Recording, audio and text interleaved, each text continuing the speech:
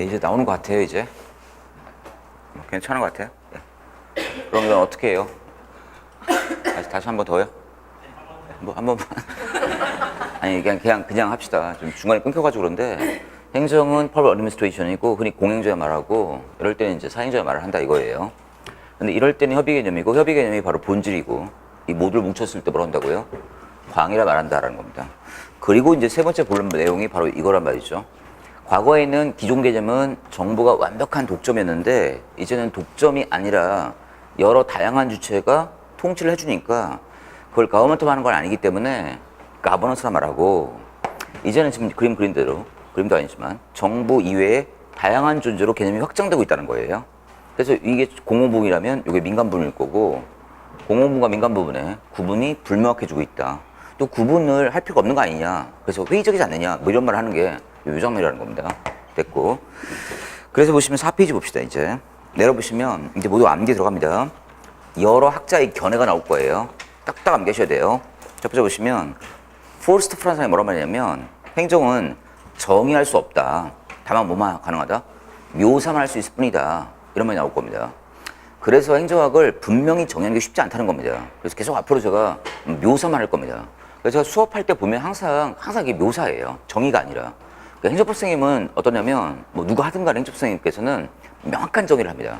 근데 행정학은 명확한 정의가 아니라는 겁니다. 묘사만 하기 때문에 이런 일이 벌어진다는 겁니다. 그 다음 두 번째 보시면 왈도 나오죠. 이분도 중요한데, 행정에 대해서 한 문장이나 한 절로 정의를 내린다는 것은 그건 지적 자극이나 각성을 주는 게 아니라 단지 뭘 불러일으킨다? 마비만 불러일으킨다라는 그런 점일 것 같아요. 그래서 우리 행정학 공부하면 느끼는 뭐냐면 뭐 좀 하는 것 같긴 한데 수업 끝나고 나오면 집에 돌아가면 다 잊어버리는 이런 경우가 많다는 거예요. 이게 지적인 뭐가 벌어지고 있다? 마비가 벌어지기 때문에 그렇다라는 그 설문이죠. 됐고, 레포스키는 뭐라고 말했죠? 행정의 역사는 언제까지 속할 수 있다고요? 고대까지 속할 수 있습니다. 행정학의 역사는 짧지만 행정의 역사는 고대까지 소급할 수 있기 때문에 역사가 굉장히 뭐예요? 길다라는 겁니다. 또한 글라든 이런 말까지 했네요. 무속이 우리나라에서 우리 전 세계에서 그렇죠. 가장 오래된 직업이라면 행정이라는 직업은 공무원이라는 직업이죠. 가장 그 다음으로 오래된 직업이라는 거예요. 그러니까 여러분들이 굉장히 오래된 직업을 선택하려고 하는 거죠. 옛날에 이 무속인이 우리 인류의 첫 번째 직업이라면 그 다음 공무원이 뭐라고요? 두 번째 직업이라는 겁니다. 그만큼 지금 오래된 직업을 갖는 거다라는 그런 얘기들입니다. 거기 해설 누구라고요? 레프스키, 글라든? 암기 하나씩 나가셔야 돼요. 넘기지 마시고 옆에 조그만 글씨 나오죠. 행정은 어원적으로 이 administration이라는 말이 무슨 말로 시작한 거죠? 이게 이 두 말이 바로 봉사라는 말로 시작한 거죠. 공적인 봉사가 행정이라면 사적인 봉사가 보다 경영이다, 관리다 이런 말 쓴 거죠. 됐고 그 얘기입니다. 이제 우측 페이지 보시면 로젠블럼이 말한 행정에 대한 뭐 나오죠? 접근법이 나옵니다. 지금도 얘기했지만 행정은 첫 번째 정치 의미도 있고 두 번째 경영적 의미도 있죠. 하나 더 한다면 이제 법적 의미가 있다고 로젠블럼이 얘기했다는 겁니다. 뭐 따로 볼 내용이 별로 없어요. 근데 일단 행정을 경영으로 본다면 역시 넘버원 개념이죠. 뭘 강조할까? 밑줄이죠. 능률을 강조합니다. 일단 하나만 기억해주세요. 행정을 경영으로 이해한다면 뭐가 중요하다? 능률이 중요하고 두 번째 행정을 정치로 이해한다면 이 정치라는 것은 뭐냐면 이른바 유권자 집단에 대한 뭘 강조할까? 반응과 대응을 강조하는 게 그게 정치예요. 그래서 역시 정치가와 공무원은 차이가 있죠. 정치가는 어때요? 확실히 이 반응성과 대응성이 남다르다면 우리 공무원들은 그런 게 좀 약하죠. 그 차이입니다. 정치로 본다면 뭘로 얘기할까? 역시 민주입니다. 뭐 대응도 있지만 그게 역시 민주를 말하는 겁니다. 아시다시피 능률과 민주는 우리 행정의 무슨 이념이죠? 양대 이념이 되겠다라는 점 아실 것 같아요. 하지만 이 두 가지 개념이 대단히 뭐예요? 배타성도 있죠. 하나가 올라가면 하나가 떨어질 수 있기 때문에 뭐가 필요하다? 양 개념은 조화가 필요하다라는 점일 거예요. 그 다음 법적인 접근법은 볼 것도 없어요. 행정은 반드시 뭐예요? 법적인 통제 하에서 이루어져야 한다라는 겁니다. 그래서 밑줄이죠. 합법성 나오고 있고요. 하나 더 할까요? 법 앞에 뭐 하죠? 모든 사람들은 평등하죠. 그래서 형평이라는 말을 써놓은 밖에 없다는 겁니다. 그 다음 볼 게 뭐냐면 사람을 바라보는 관점이에요. 행정을 경영으로 바라볼 때는 인간은 하나의 인간 자체가 아니에요. 인간이 아니라 기계나 부품일 뿐이에요. 그걸 이른바 뭐라고 할까요? 이걸 우리는 뭐라고 할까요? 영어로 impersonality란 말이에요. impersonality. 그래서 우리는 비개인성 또는 비사인성, 몰개인성이라는 말한단 말입니다. 여러분 이런 특징 한번 기억하실 것 같아요. 이게 관료제의 뭐죠? 병리일까 특징일까? 특징이에요. 이건 병리 아니에요. 사람을 사람으로 안 본다면 장점으로 뭐가 있을까? 장점으로 뭐가 있을까? 사람을 사람으로 안 본다면 당연히 모든 사람을 평등하게 대할 수 있는 장점이 있어요. 근데 단점으로 본다면 뭐가 있을까? 인간을 안 보기 때문에 무슨 문제 생길 수 있을까? 인간 소외의 문제를 피할 수 없을 거라는 겁니다. 평등이라는 장점과 이런 인간 소외라는 단점이 있겠다라는 그 정도 반드시 기억했으면 한다라는 겁니다. 의미있게 볼만한 내용들이에요. 됐죠? 근데 이 인간 소외라는 개념이 또 어디서 또 나오냐면 여기서 나와요. 우리 전자정보 쪽에서 무슨 문제 생기냐면 이 전자정보 하면 당연히 이른바 사람과 사람이 만나요. 즉 다시 말하면 페이스 투 페이스예요. 아니면 웹 투 웹이에요. 이게 면대면 접촉이 아니에요. 페이스 투 페이스가 아니기 때문에 지금 웹 투 웹이기 때문에 무슨 문제 생기냐면 지금 쓰나 말하는데 인간 소외를 나타날 수 있다는 겁니다. 한번 기출됐던 질문 중에 하나입니다. 전자정보화 되거나 정보화사가 되면 인간의 편리성을 도모할 수도 있지만 또 인간 소외가 나타나는 점을 한번 물어봤던 기억이 나요. 함께 기억하시면 되겠습니다. 비사인성은 요게 생기고 또 전정보 쪽에서도 주로 뭐 때문에? 바로 요거 웹투웹이라는 말이 뭘까? 페이스페이스가 아니라 이게 바로 뭘까요? 익명성이 보장되기 때문에 사람을 누군지 확인하지 않죠? 그렇기 때문에 인간 소외가 나타날 수 있다는 점이에요. 이것도 한번 우리 전정보 쪽에서 알 수 있는 그런 징후로 보인다라는 겁니다. 됐고 그 다음 정치는 뭐죠? 여러분 항상 정치 나오면 정치는 이른바 집단과 집단끼리의 싸움이 정치예요. 그래서 항상 정치에서는 인간을 뭘로 볼까? 하나의 개인이 아니라 집단 속의 개인으로 본다는 겁니다. 미쳐보세요. 집단 속의 개인으로 본다. 거기 써있죠. 집단 분으로서의 개인으로 본다. 그러니까 집단과 집단 사이에 투쟁과 경쟁과 타협과 흥정과 협상의 과정이 뭐냐면 그게 정치니까. 됐고 확인해보는 내용입니다. 그래서 좀 정치가와 행정가가 좀 다르죠. 하나만 얘기할게요. 여러분 보통 흔히 정치가들은 뭐라 불러요? 단어 때문에 그러는데 선출직 공무원, 임명직 공무원. 이 정치가들이 보통 뭐라고 할까? 선출직이고 우리 행정가들, 공무원들은 우리 뭐라고 부를까? 바로 임명직이라 말하는 거예요. 이 단어 좀 알아주시 바라고요. 정치가는 선출직, 행정가는 임명직이라고 할 겁니다. 그래서 이 정치가들은 선출직이기 때문에 당연히 뭐예요? 이 대응성이 커지게 되고 행정가들은 대응성보다 뭘 강조할까? 이 능률을 강조한다라는 그 장면일 거예요. 관심이 볼만한 내용들입니다. 그래서 지금 행정을 뭘로 보면 정치 쪽으로 본다면 우리 행정은 뭐가 있다? 대응성이 있겠다라는 그런 컨셉인 것 같아요. 됐죠?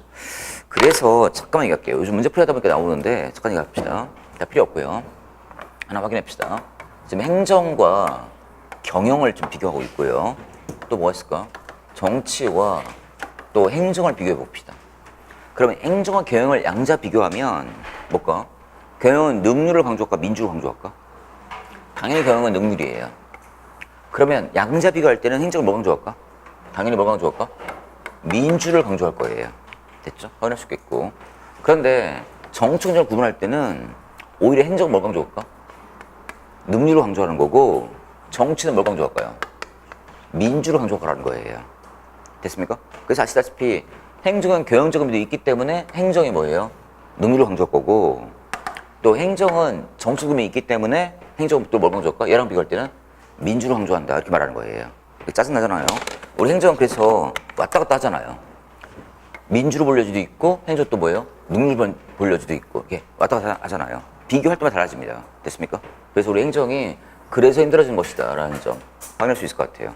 여러분 편집 좀 알아주시기 바랍니다. 그 다음 법조정보법에서는 행정이 뭐죠?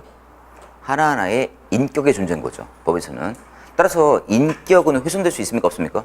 절대로 훼손되어질 수 없는 게 바로 인간의 인격입니다. 됐습니까? 그러니까 누군가를 때린다는 것은 하나의 인격 훼손이기 때문에 법으로 엄정한 처벌을 받아야 되겠다라는 점이에요. 어렵지 않을 것 같고요.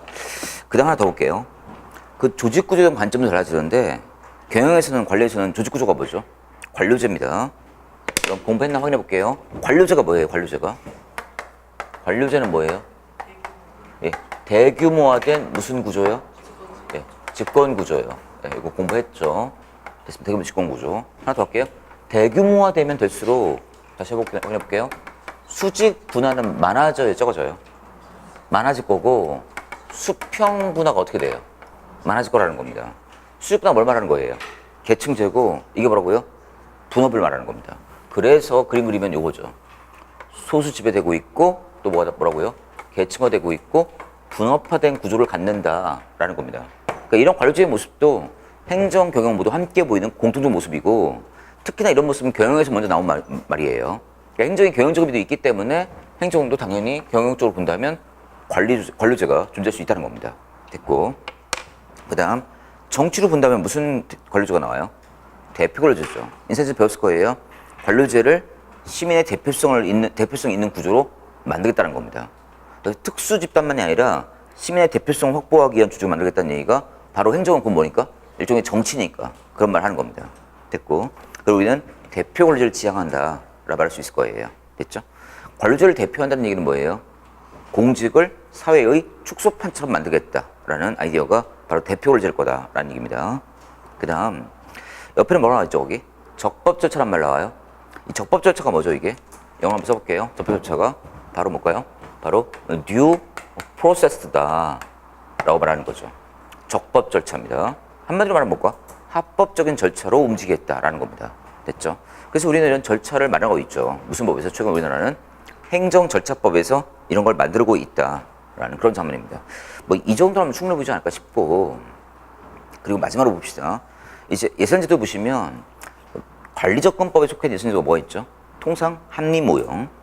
정책분법에 뭐가 있을까? 통상 점증모형. 마지막 뭐가 있을까요? 권리모형이 있습니까? 이 권리주의 예산인데 앞으로 공부하겠지만 권리주의 예산에 속하는 게 뭐가 있을까? 그게 바로 나중에 공부할 뭐가 있을까? 바로 성인지 예산제도가 있다라는 겁니다. 근데 알아두세요. 성인지 예산제도는 우리 중앙정부도 있고 어디 있다고요? 지방정부도 갖추고 있는 게 성인지 예산제도예요. 그러니까 국가지정법에도 표현되어 있고 지방지정법에도 표현되어 있는 개념이다 라고 할 수 있을 것 같아요. 대표적으로 성인지 예산제도가 이겁니다. 성인지 제도는 뭐예요? 성평등 효과를 확보하기 위한 하나의 제도라고 말할 수 있는 뭐 그런 부분일 거예요. 나중에 또 얘기할 기회가 있을 거고요. 이제 02번입니다. 행정법학적 개념과 다음 페이지에 뭐가 있을까? 행정학적 개념이 나오겠죠? 따로 얘기 안 할게요. 다 아시니까. 행정법은 존렌을 추구한다면 행정학은 뭐죠? 존렌과 자인을 함께 추구하니까 우리는 행정법이 일면적이라면 행정학은 뭐다? 양면성이 있다라고 우리는 얘기할 겁니다. 됐습니까? 일면과 양면 확인 잡하셔야 됩니다. 그러니까 우리 행정법이 더 어려울까요? 행정이 더 어려울까요? 당연히 행정이 더 어려워요. 왜? 포커스가 뭐예요? 두 개로 구분되니까. 됐습니까? 그런 부분입니다. 근데 또 그냥 행정법 행정이 아니라 수험행정법과 수험행정은 또 다른 문제일 거예요. 하지만 원래 법과 학은 차이가 납니다. 그래서 항상 학자 돌림이 나오면 항상 뭐예요? 개념은 훨씬 더 어려워진다는 겁니다. 왜 어렵냐면 명확하니까 명확하지 않으니까. 초점이 둘로 벌어지게 되면 항상 명확성이 떨어지는 거고 그럼 공부하기가 어려워진다라는 그런 말일 거예요. 됐죠? 혼잡할 수 있겠고요. 그다음에 여러분들은 그런데 통상 일반인들은 보통 학과 법이 있으면 대부분 뭘 택할까요? 학을 택해 일반적으로. 그죠? 일반인들은 법을 되게 두려워하니까요. 근데 공부 좀 하는 우리 좀 아는 애들은 법을 바로 택해버려요. 됐습니까? 나도 만약에 선택 과목으로 행정학이 있다면 나 행정 선택 안 해요. 나 뭐 할까? 나 행정법 할 겁니다. 분명히요. 놀랍죠? 행정 선생이. 왜? 행정은 내가 봐도 짜증나니까. 됐죠? 근데 아마 여러분들은 행정법이 더 어렵게 느껴질 거예요. 아마. 민법, 법 이런 것들은 대단히 좀 편안한 과목이다 이렇게 말할 수 있는 그런 부분인 것 같아요. 왜? 좀 명료함이 있으니까 없으니까? 명료함이 있으니까. 일면적이니까. 하지만 우리는 뭐라고요? 존렌과 자인이 있기 때문에 양면성이 있습니다. 넘기지 마시고 한번 봅시다. 오늘은 입법, 사법, 공제설 나와요. 이 법률을 하는 사람들은 뭐라고 정의하냐면 행정이 뭐냐 물어봤더니 입법 빼고 사법 빼고 남는 게 행정이라는 거예요. 이렇게밖에 얘기할 수 없는 그들의 심정을 아시겠죠. 행정을 분명히 정의하기가 쉬우니까 어려우니까 입법 공제하고 사법 공제하고 남는 거다 이렇게 얘기했어요. 사실 이런 정의는 대단히 어색한 정의예요. 논리학에서 이런 정의는 없습니다. 이건 바로 그냥 소극적인 정의일 뿐이라는 겁니다. 그래서 밑줄이죠. 소극설이죠. 두 번째.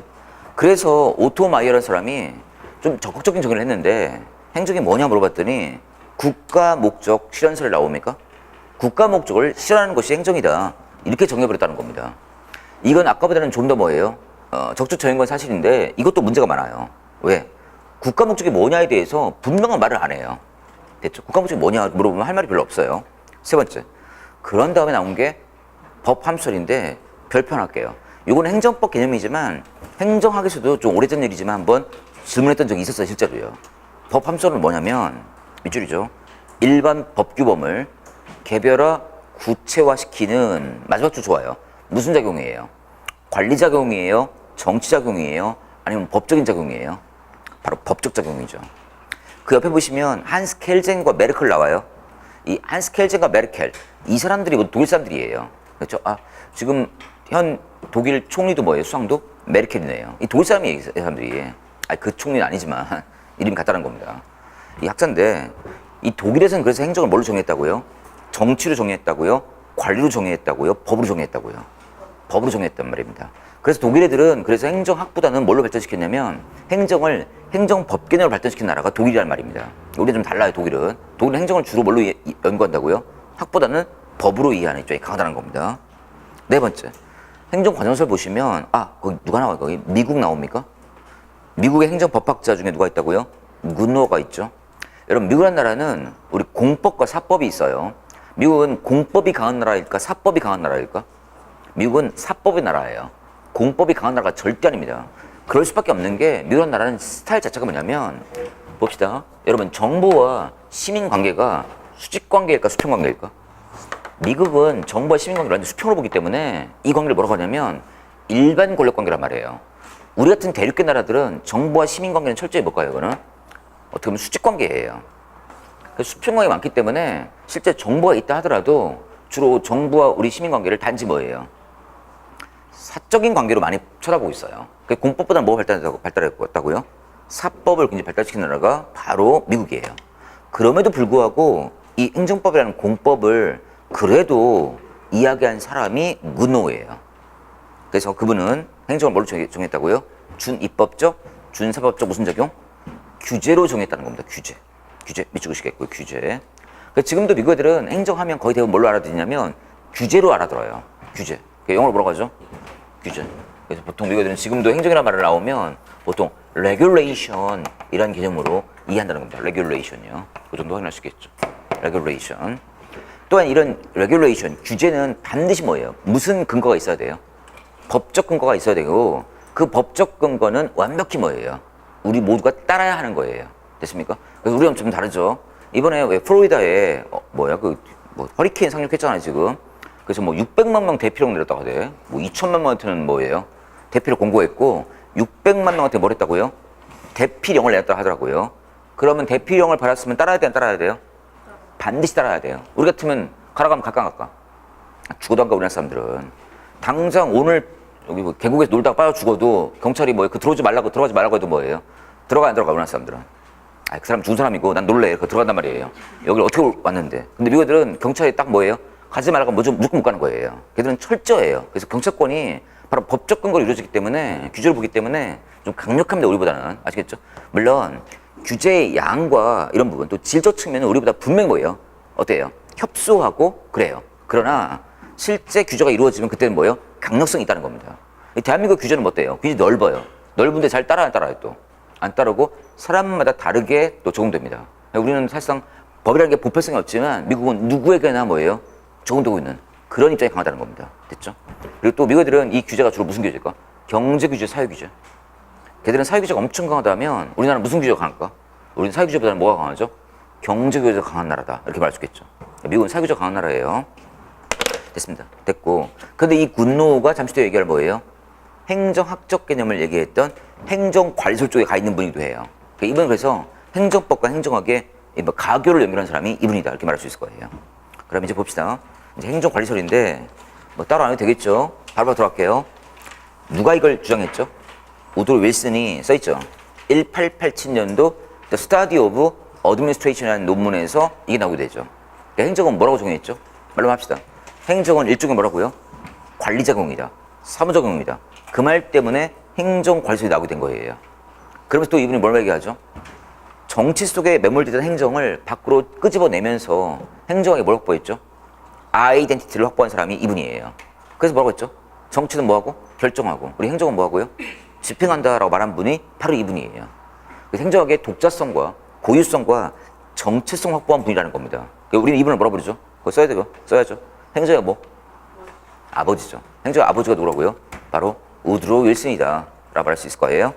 우드로 윌슨은 우리 행정 쪽도 의미가 있지만 우리 민족 역사에도 의미가 있는 분이에요. 이분은 프린스턴 대학교 정책과 교수님이었고 나중에 프린스턴 대학 총장이 됐던 분이에요. 그리고 대통령이 됐던 분이기도 해요. 이분은. 그래서 이분이 프린스턴 대학을 다니셨던 우리나라의 이승만 학생의 바로 박사 논문 지도 교수예요. 그래서 이승만 학생이 아니라 이제 뭐라고 부르죠? 이 박사라 부르는 이유가 거기 있죠. 이승만 씨가 이른바 뭐예요? 정치학 박사예요. 프린스턴 대학교예요. 그 지도 교수가 바로 우드로 윌슨이었어요. 우리한테 의미가 있고 대통령 된 다음에는 이분이 민족 자결주의를 얘기해서 3.1운동의 배경이 되었던 이념을 주창한 사람이 우드로 윌슨이에요. 그러니까 우리한테 의미가 있는 분이 우드로 윌슨입니다. 됐죠? 미국 사람이었고요. 아주 미남이어서 그 당시에 뭐예요? 여성들에게 엄청난 인기가 많았던 그런 때입니다. 그래서 이분 대통령 됐을 때는 여성이 투표권이 없을 때였어요. 실제 미국에서 여성 투표권이 인정된 게 얼마 되지도 않아요, 사실. 미국이 엄청나게 발전해 나갔지만 여성을 차별했던 나라입니다. 그게 1926년부터입니다, 사실상 보면. 이분은 1926년 이전 사람이기 때문에 여성이 투표할 수 없었지만 이분이 워낙 미남이라 여성들이 자기 남편을 꼬셨어요. 우드로 윌슨 찍으라고요. 그래서 된 분이 이분이에요. 아주 지적인 분이고 아주 미남이고 알려졌던 분이 그분입니다. 지금도 사진 남아있으니까 한번 찾아보시기 바라고 나중에 찾아보시기 바라요. 실망할 사람도 있겠지만 그 당시에 최고의 미남으로 평가됐던 사람이 우드로 윌슨이에요. 좀 의미가 있는 그런 분입니다. 됐고요. 이 사람이 또 뭐예요? 1차 세계대전을 또 이른바 진두지휘했던 사람이기도 하고요. 그러면서 이제 민족 자율주의에 나오게 된 배경이 되는 그런 인물입니다. 우드로 윌슨이었습니다. 우리한테는 아버지가 말하고요. 그 밑에 조그마한 글이 나와요. 그죠? 한번 읽어볼게요. 이 두 말을 한 사람이 누구냐면 우드로 윌슨이기 때문에 곧바로 물어볼 수 있다는 겁니다. 봅시다. 헌법을 구성하는 것보다 헌법을 운영하는 것이 훨씬 어렵다. 그런데 어려운데 왜 연구를 안 하냐. 그래서 이 어려운 헌법 운영을 하는 이 행정을 연구해야만 한다라고 말하는 사람이 누구? 우드로 윌슨이고요. 두 번째. 이건 더 이상한 말인데 2번. 만약 어느 강도가 칼을 정교하게 가는 것을 본다면 나는 그의 살인 의도는 제외시킨 채 그의 칼 가는 기술만을 빌려올 수 있다 라고 말한 분이 우드로 윌슨이에요. 이 두 말을 한 사람이 우드로 윌슨이에요. 근데 두 번째 말은 상당히 의미 있죠. 그래서 경영과 행정을 비교한 것 같아요. 경영의 목적과 행정의 목적은 다르지만 경영의 수단을 얼마든지 뭐예요? 우리 행정에 빌려올 수 있다라고 말했던 거니까. 됐습니까? 그래서 이 두 얘기를 한 사람이 누구라고요? 우드로 윌슨입니다. 그 다음 3번 보실래요? 했죠 지금? 정치는 결정이고 행정은 집행하니까. 드디어 집행만 전담하는 행정의 본 모습이 생겼으니까 영어로 뭐가 생긴 거예요? 행정에 바로 아이덴티티가 생긴 거죠. 이게 뭐예요? 정체성, 고유성, 독자성이 생긴 거다. 이런 얘기입니다. 그 다음 4번, 5번은 어차피 할 거니까 그때 보겠고 대표학자 보시면 윌슨 나와요. 우드로 윌슨? 됐죠? 아버지죠. 두 번째 굿노우 나오잖아요. 굿노우는 그러니까 뭐예요? 행정법학자 겸 뭐라고 해요? 행정학자임을 알 수 있겠고 사람 이름 가볍게 아셔야 돼요. 아시겠죠? 그래도 될 수 있으니까. 그 다음 3번을 보시면 화이트 나와요. 화이트는 레오나르도 디 화이트인데 최초로 행정학 교과서를 저술한 분이에요. 화이트는 이렇게 외우세요. 화이트를 지우면서 교과서 쓴 분이라고 외우세요. 화이트가 최초 행정학 교과서 쓰신 분이고 귤릭은 정말 유명한 인물이죠. 이 사람이 행정 원리론을 발표한 사람이고 또 과학적 원리를 말하는 사람이고 이 사람이 초과자의 기능을 7가지로 나눈 사람이에요. 7가지로. 7개 뭐가 있어요? 아실 텐데? 포스코브예요. 한번 해볼게요. 플래닝, 오가나이징, 스태핑, 디렉팅, 코디네이팅, 리포팅, 버지팅. 그 말 한 사람이 이 사람이고 초창기 그분이에요. 그 다음 5번에 누가 나와요 거기? 윌로우비. 그리고 옆에 뭐 나와요 거기? 귤릭 나와요. 됐어요? 그리고 귤릭 옆에 누가 나와요 거기? 귤릭과 누가 함께 저술한? 어윅 나와요. 귤릭하면 항상 어윅하면 항상 기억해주세요. 이 두 분이 이른바 책을 하나 편집한 책인데 Papers on the Science of Administration 이라고 말하는 행정학 논문집을 엮은 사람이 바로 귤릭과 어윅이에요. 귤릭 어윅은 좀 기억하실 필요가 있는 인물입니다. 그리고 한 사람 더 한다면 누가 나올까? 무니입니다. 무니가 무슨 말 하냐면 우리 원리 중, 행정 원리 중 가장 중요한 제1의 원리를 뭐라고 했을까? 무니가? 조정의 원리가 바로 제1원리다 라고 말하는 사람이 바로 무니예요. 이분이 모두 초창기 사람이에요. 행정 관리론에 있든 또는 행정 원리론에 있는 사람이라는 겁니다. 사람이라고 알 수 있겠죠? 그럼 넘기지 마시고 거기 생각 보태기에 시정개혁운동 나옵니까? 좀 알아주시기 바랍니다. 시정개혁운동. 여러분 미국의 분위기를 좀 알아야 돼요. 미국이 거의 1870년, 뭐 60년부터 되긴데, 뭐 1860년, 뭐 70년, 80년, 90년 뭐 계속 그런데 이때가 미국 시기에서 엄청난 뭐예요? 부패와 무슨 시기였을까? 바로 낭비의 시대예요. 이때가 엄청난 부패 낭비 시기. 이건 뭐 거의 1900년까지 계속 연결되고 있습니다. 거의 뭐 1910년까지. 이때 19세기 후반기, 20세기 초반기라 말할 수 있을 것 같아요. 이때를 엄청난 부패의 낭비의 시기라 말합니다. 그래서 이 당시가 사실 무슨 일이 있던 때냐면 잠깐 배경 설명할게요. 요때 미국은 사실 미국 나라 어떤 나라냐면 대부분 이 도시별로 따로따로 완벽한 자치를 하는 나라예요. 됐죠? 그래서 미국 도시 정부들이 실제로 행정을 독자적으로 자율적으로 하는 나라가 미국이에요. 뭐 지금 그렇지만. 그런데 이때 이제 각 도시마다 이제 뭐가 만들어졌냐면 금주법이 만들었던 시기에 금주법. 배경 설명할게요. 이 금주법이라는 것은 뭐냐면 술을 못 마시게 하는 법을 만들었다는 겁니다. 미국 나라가 아시다시피 청교도 나라이기 때문에 청교도들의 핵심이 뭐예요? 근검 전략하고 술 마시지 말고 이거예요. 여러분, 그 정통 기독교들은 술 마시는 거 안 마시는 거예요? 원래 정통은 안 마시는 거예요, 술. 정통들은 술도 안 하고 담배도 안 해요. 그게 뭘까? 금욕생활을 하는 것이 정통 기독교들이에요. 그러니까 술, 담배하면 정통 기독교는 아니에요, 이거. 됐습니까? 뭐 기독교라고 해놓고 술 마시면 그거 아니에요, 그거는. 근데 우리는 뭐 다 마시지만 이 금주법을 통해서 완벽한 뭐예요? 금욕을 하자라는 게 생겼을 때예요. 좋아요. 그래서 많은 도시들이 금주법을 만들었어요. 그랬더니 사람들이 술 안 마셨을까 마셨을까? 이것도 마찬가지예요. 아무리 금주법 해도 또 마셔. 뭘 만드는 거예요? 이제 밀주를 만드는 거예요. 밀주. 그러면 밀주를 만들기 시작하니까 술 가격이 올랐을까 내렸을까? 내리겠습니까? 생각을 해보세요. 블랙마켓이 생겨요. 블랙마켓. 잡히면 처벌이에요. 그럼 술 가격을 내리겠어요? 오르겠어요? 암시장의 형성이라는 것은 블랙마켓의 형성이라는 것은 술 가격을 올리게 됩니다. 그럼 이 사업이 돈이 되는 사업이 돼야 안 되는 사업이 돼요? 돈 되는 사업이 된단 말입니다. 돈 되는 사업이면 항상 누가 나올까? 바로 이때 뭐예요? 마피아가 나올 때예요. 이때가. 마피아가 이 술 사업에 들어갔을 때예요. 그래서 마피아들이 술 사업 들어갈 때 어떤 일을 했냐면 경찰하고 조인이 돼요. 또 공무원과 조인이 돼요. 경찰, 공무원, 마피아가 한 팀이 돼버려요. 그러니까 이게 단속이 될까 안 될까? 단속이 안 되는 거예요. 지금도 그래요, 여러분들. 우리나라 지금 우리 매춘이 불법이 합법이에요. 불법이에요. 지금 매춘 해요, 안 해요? 매춘 하잖아. 하잖아요. 여러분, 경찰이 매춘하는 걸 알까 모를까? 왜 몰라? 다 알아요. 그런데 조지는 걸 못 조지는 거예요. 못 조져. 나 옛날에 용산 가서 너무 놀랐어요. 너무 놀란 게 뭐냐면, 뭐 지금이야 용산이 막 개발됐거든요. 용산이 막 이제 개발되기 초입이죠. 그 옛날에 그 용산에 그 매춘굴이 있었거든요. 옛날에 아시나요? 그 청량리도 있었고 용산도 있었거든요. 용산역 앞에가 아주 그런 거예요. 혹시 여러분 본 적 있어요, 그런 거? 왜? 그래서 막 이렇게 유리방이라고 이렇게 막 윈도우가 있죠. 윈도우가 있고 여기 아가씨 하나씩 이렇게 들어가 있어 여기에. 본 적 있어 혹시? 못 봤을 거예요. 아마 요즘 별로 없으니까. 아가씨가 쭉 있다고요. 남자들이 뭐 걸어가면서 뭐 이렇게 하나씩 선택하는 거예요. 이게 매춘거든요, 이거 완전히. 그런데 이 옆이 바로 뭐예요? 파출소예요. 이게 웃긴 거예요. 파출소 옆에 매춘을 그대로 한단 말이에요, 이게. 그럼 이게 뭘 의미할까, 이게? 단속 오지가 있다는 거 없다는 거예요. 단속 오지가 없다는 거예요. 맘만 먹으면 잡는 거예요, 이거 사실은. 불법이니까. 잡는다, 안 잡는다? 안 잡는 얘기는 뭐예요? 매춘 사업을 한 멤버들과 경찰이 연계돼 있다, 안 돼 있다? 다 연계되는 거라는 거예요, 이거. 근데 지금 연계돼 있을까, 안 돼 있을까?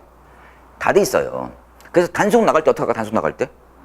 잘 갖다 바친 애들한테 어떻게 할까? 딱 전화한단 말이에요. 오늘 밤 12시 나간다. 전화하고 나가요. 오늘 밤 단속 나간다. 하면 그때 매춘하고 있을까, 안 하고 있을까? 안 하고 있는 거예요.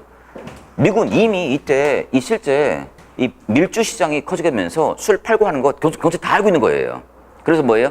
그걸 잡을까 잡을까? 안 잡는 거예요. 그러고 나서 어떻게 한다고? 그 수익금을 배분하는 거다라는 겁니다. 이런 시대가 열리는 거예요. 그러니까 이게 뭐 부패 벌어지고 있지, 세금 받아가지고 뭐예요? 엄청 낭비만 하는 거예요. 그래서 미국 도시정부마다 무슨 고민을 했냐면 이 낭비와 부패를 어떻게 막을 것인가, 통제할 것인가, 여기에 집중하게 됩니다. 그래서 그 당시에 밑줄이요.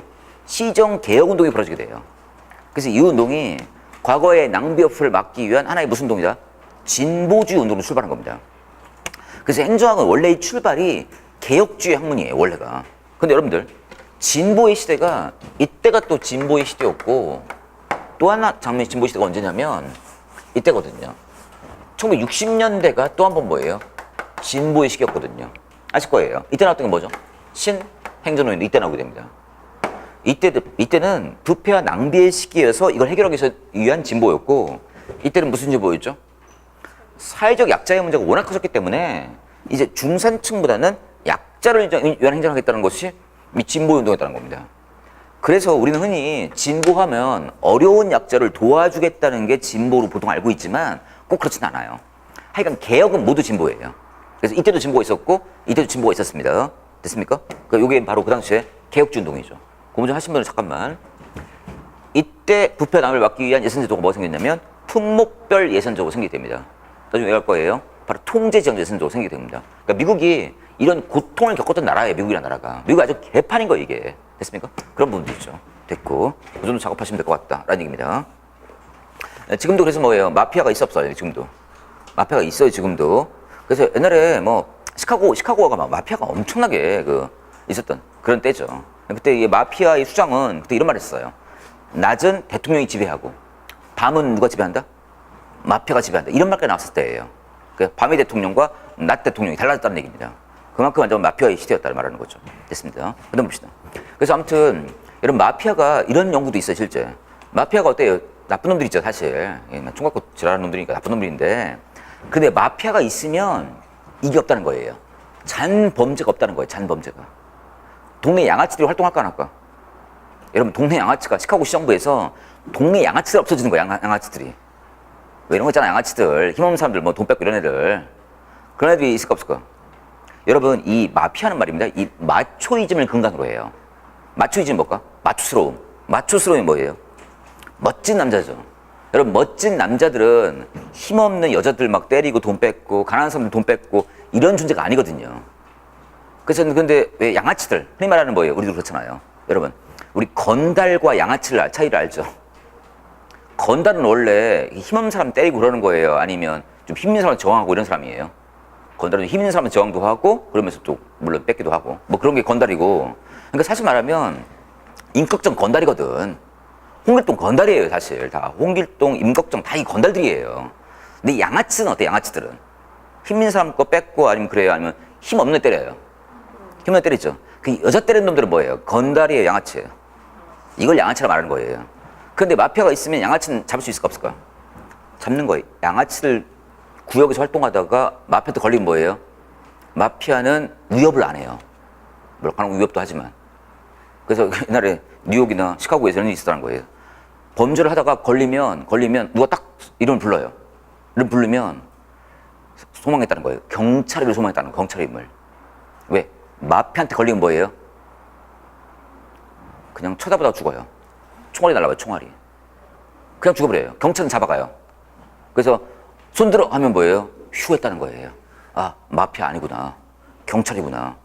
근데 손들어 할 말 없으면 뭐예요? 그냥 죽는 거예요. 됐습니까? 그래서 그 당시에 마피아가 지배한 사회에서는 잔범죄 없었다는 겁니다. 지금도 이 연구를 한 사람이 있어요, 지금도요. 마피아가 사실 우리의 삶에 커다란 또 도움을 줄 거 아니냐, 이런 말도 있다는 겁니다. 앞전에 얘기지만. 됐습니다. 자, 봅시다. 됐고. 그래서 우리는 마피아 못 돼요, 우리는. 마피아의 패밀리는 어디 해야 돼요? 엄마, 아빠 모두 뭐예요? 이태리 출신이어야 해요. 반드시. 됐죠? 그럼 한쪽만 이태리인이에요. 한쪽만. 엄마, 아빠 중 한쪽만. 그럼 멤버예요. 멤버. 패밀리가 아니라. 우리는 뭐예요?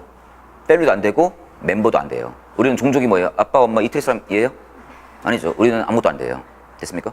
그래서 이게 이태리 계열 마피아고 또 있어요. 아일랜드 계열 마피아가 또 있어요. 아일랜드 계열 마피아가. 근데 원래 여러분 이태리와 아일랜드가 왜 마피아가 생겼을까? 유럽에서 이민이 왔을 때 먼저 온 놈들이 누굴까? 네덜란드 애들. 또 누가 왔을까? 네덜란드를 왔고 두 번째 영국을 왔고 그 일부 프랑스들 이민 왔고요. 이랬는데 후발주로 온 애들이 뭐예요? 영국에서도 아일랜드가 후발주로 왔고 이태리가 후발주로 왔어요. 후발주로 오니까 선발주를 다 장악해버렸어요. 그래서 일거리가 없는 거예요. 그래서 이태리 애들과 아일랜드들이 이제 이 조폭으로 가담하는 뭐 이런 일이 벌어지는 그런 장면들입니다. 됐고 그 다음 온 애들이 뭐예요? 독일 애들이 또 옵니다. 독일. 근데 독일 애들은 그냥 아무나 우르르 몰려온 게 아니라 독일 애들은 뭐예요? 지적 능력이 우수한 애들이 옵니다. 독일은 미국 오면서부터 처음부터 뭐예요? 미국의 상류층이 되기 시작합니다. 그런데 이태리 애들이나 아일랜드 애들은 사실 못 배운 애들이 왔었어. 못 배운 애들이 미국에. 그래서 하루충을 성성하고 있다라는 겁니다. 됐습니까? 그런 부분이죠. 그래서 미국은 가보시면 아시겠지만 도시마다 다 아일랜드 계열 식당과 이태리 계열 식당들이 있는데 대부분 다 빈민 지역들이에요. 물론 이제 그 동네가 요즘 좋아지고 있지만 그런 애들이 좀 약간 불쌍한 미국을 형성하는 그런 애들입니다. 됐고 그다음 봅시다. 그래서 그들이 어떻게 했을까? 자기들 공동체를 만들어서 마피아를 결성하게 되죠. 그래서 돈 뺏어다가 뭐 했을까? 가난한 사람들 막 도와줘요. 이 마피아. 그래서 막 고기 같은 거 해가지고 막 던져주고 이게 마피아 전통이 됩니다. 이게 우리 생각하는 그런 마피아가 아니에요. 우리 같은 조폭이 아니에요. 이게 막 문신하고 이런 게 아니에요. 이게 됐죠? 괜히 문신하고 우리나라 조폭들은 어떻게 보면 양아치들이 사실상 보면 됐죠? 그런 부분이죠. 됐습니다. 우리 조폭 연구도 있는데 사회학 연구 알려드려요? 조폭 연구? 조폭 연구 아십니까? 우리나라 이 전통의 조폭 계보가 있잖아요. 그 계보 중에서 뭐예요? 역시 아시잖아요. 우리 옛날에 뭐 야인시대 같은 거 많이 나오잖아요. 가장 낭만파 시대가 바로 이제 우리 일제강점기 때 나타나게 되죠. 그래서 우리 조선주목 최강이 누구였죠? 낭만파 주목의 거의 마지막 세대인데요. 그게 김두한입니다. 김두한 시절은 조폭이 어땠냐면 그때는 총 갖고 싸우는 게 아니에요. 칼 갖고 싸우는 게 아니에요. 그냥 종로에서 뭐 딱 만나요. 1대1로. 1대1 만나가지고 싸워요. 그냥 주먹으로. 싸워서 내가 이기잖아요. 그럼 그런 이자를 뜨는 거예요. 그죠? 이긴 자가 다시 종로의 주목이 되는 거예요. 어때요? 멋져요? 안 멋져요? 아니 요즘 같은 이런 게 아니라니까. 그냥 1대1로 언제 만나자 하면 남자들이 딱 나가가지고 만나는 거예요. 만나서 1대1로 딱 붙는 거예요. 됐죠? 그런데 김두한이 이제 정치가 되면서 김두한 시대가 끝나죠. 끝나면서부터는 뭐예요? 이제 김두한 부하가 정권을 잡았지만 그게 오래가지 못해요. 그러다 60년대쯤에 우리나라에 큰 사건이 벌어져요. 그게 뭐냐면 그 당시에는 그 항상 조폭도 뭐냐면 1대1을 싸워서 이긴 자가 승자가 되고 그리고 승자가 됐다 하더라도 그 위에 선배님이 계시잖아요. 선배님들을 깍듯이 챙겨요 또. 물론 나이가 어려도 뭐예요? 싸움만 잘하면 조폭 왕고가 되는 거예요. 됐죠? 그랬는데 60년대 초반기에 이런 일이 벌어지죠. 우리나라를 완전히 장악했던 이 김상사파가 있어요. 김상사파라고. 별거 다 하죠. 이 김상사파가 있었죠. 그때 김두한부터 내려와가지고 김상사파가 내려온 거예요. 그때 이제 뭐예요? 광주에서 출발한 조양은 씨가 와가지고 뭐예요? 예, 서울에 사보이 호텔에서 뭐예요? 이 조폭 어르신들이 모여 있는데 가가지고 뭐예요? 사시미 칼로 뭐예요? 조지기 시작해요. 그게 바로 조양은 씨 아시죠? 조양은. 양은이파의 시작이에요. 그게요. 절대로 조폭은 말입니다. 사시미 칼을 쓰는 게 아니에요. 원래는요. 그리고 등 뒤에서 노리는 게 아니에요. 낭파 시대는 뭐예요? 딱 이제 전쟁을 하겠다는 편지를 보내는 거예요. 또 전화를 하거나. 언제 어디서 만나자 이건데 양은이파가 나오면서 어떻게 했다고요? 뒤에서 사시미를 찌르는 거 이제. 그때부터 우리나라의 낭만파 시대가 끝났다고 말하는 거예요. 그래서 그냥 양은이파, 뭐 서방파, 뭐 오비파가 나오면서 이제 이 조폭의 계보가 만들어지죠.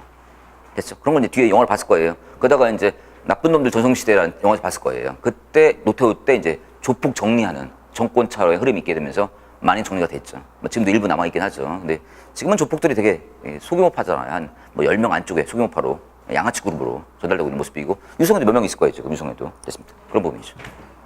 됐고 그 다음 봅시다. 됐고 조폭하고 싸우면 안 돼 아시겠죠? 그러니까 싸우지 마요. 그러니까 뭐예요? 진정한 조폭이다 아니면 양아치다. 양아치 때문에 함부로 싸우는 게 아니란 말입니다. 아시겠죠? 조폭은 조폭다워야 돼요. 그 양은 아니 뭐예요? 양아치여야 돼요. 건달이어야 돼요. 건달해야 되거든요. 됐습니까? 그런 부분이죠. 됐고. 근데 이제 어린 애들이 이제 뭐예요? 애들이 이제 막 남한테 뭐 과시하고 싶어가지고 막 문신 막 이러고 다니잖아요. 그게 겁주려고요. 됐죠? 근데 조금 이제 나이 좀 든 조폭들은 그렇게 안 해요. 점잖아요, 굉장히. 그러니까 나이가 좀 철이 든 거죠. 양아치에서 진정한 뭐가 된 거예요? 조폭이 된 거다. 이런 말이라는 겁니다. 됐습니까? 우리는 그래도 조폭이라 하더라도 진정한 조폭이 돼야지 양아치가 되면 안 된다라는 그런 부분입니다. 됐고, 됐습니다. 근데 한 20대 초반, 후반기에 어린 것들이 뭐 따로 싸우는 거예요. 괜히 뭐, 막, 그 서열 따지고 뭐 이러는 거죠. 됐습니다. 그 다음 봅시다. 됐고, 그 다음.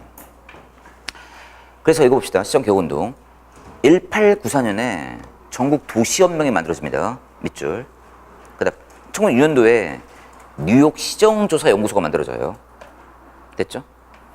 특히나 이 전국 도시연맹과 뉴욕 시정조사연구소 중에서 가장 넘버원 연구소는 뭐냐면 뉴욕 시정조사연구소예요.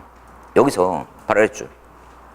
능률과 전략의 실천 방안과 또 과학적 연구를 수행하였다. 여기서 뭐예요? 이 과학적인 우리 행정의 흐름이 나타나게 됩니다.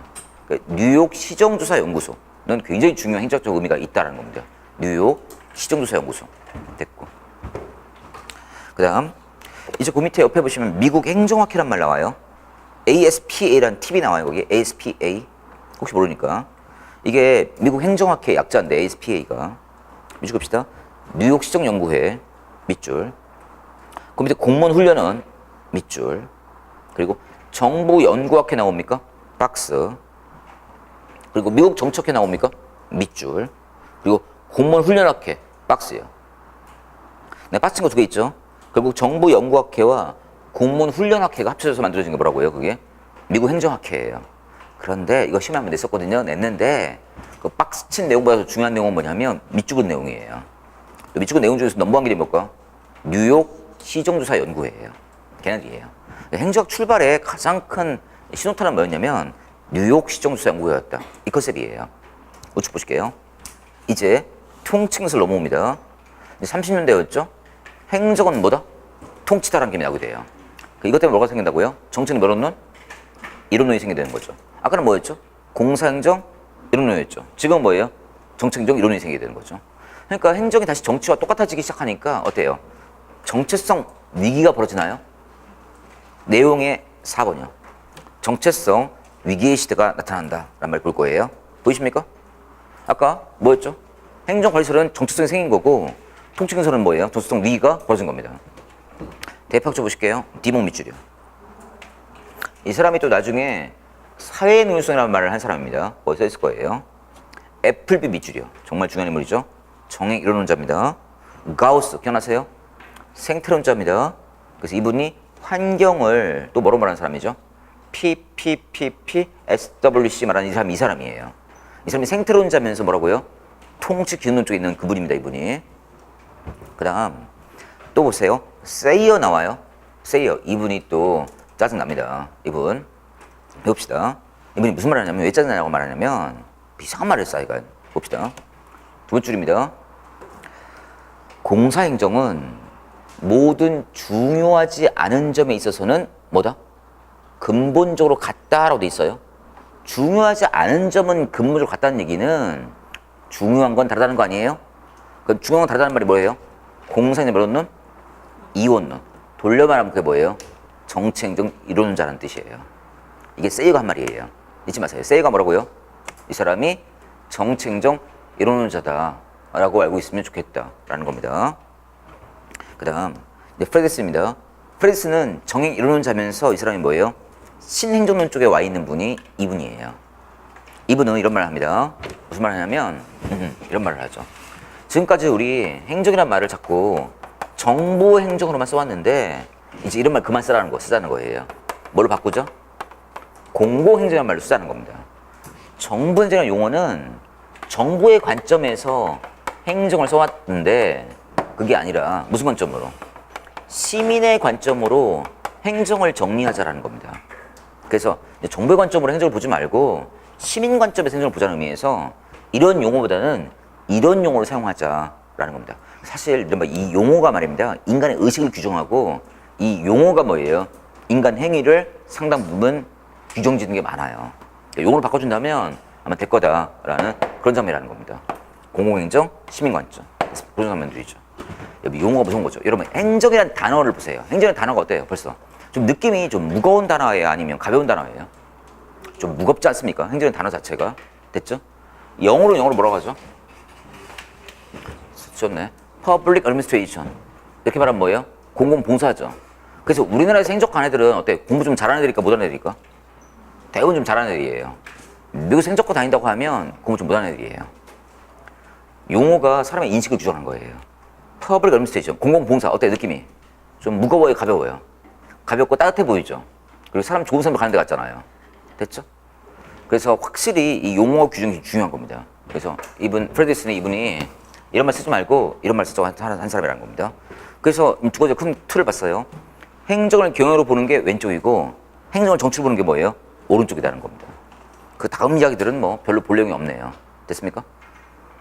행정 행태설 뭐죠? 인간은 어떤 행태를 보일 텐데 행태가 뭐예요? 다실 거예요.